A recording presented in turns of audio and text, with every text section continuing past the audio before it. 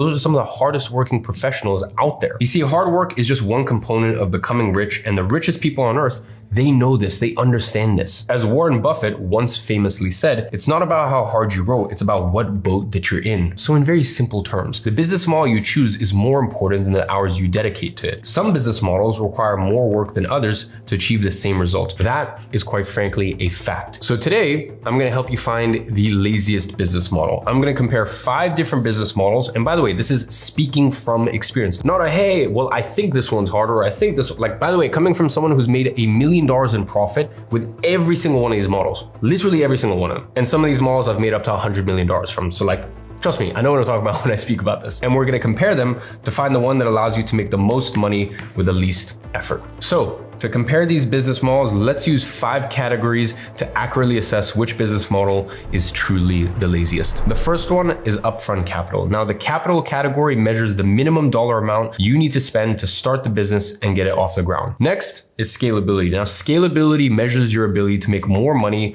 without doing additional work. Next, we look at fulfillment. Now, fulfillment measures how challenging it is to deliver whatever it is that you're selling. Next, we look at risk. Now, different business models have various levels of risk. Risk is usually linked to time and capital. And by the way, I am not a fan at all of risk when it comes to starting a business. Now, later on in your life, you can take big bets. A lot of times when I start companies, or even my existing businesses, the other day we sent a $500,000 wire for our next batch of product for the eyewear company. Or for example, when I started Big Day, my consumable brand, we put almost $1 million into stock just from the get-go. And as time goes on, you can put more risks into these businesses. These days, I'm taking very, very big risks in terms of my capital, in terms of how much money I'm investing in businesses. That's really what I've been doing the majority of last year in my free time, is just buying up a lot of companies. And usually each month I reveal one of those. I'm sure some of you guys saw, I took a major stake in a company called Walp as a co-owner, whether it be that or another one of my companies, Lyra, that I invested in last year. I'm currently a shareholder in that company. We just got accepted into Y Combinator. And in a few months, when we open up our first official round,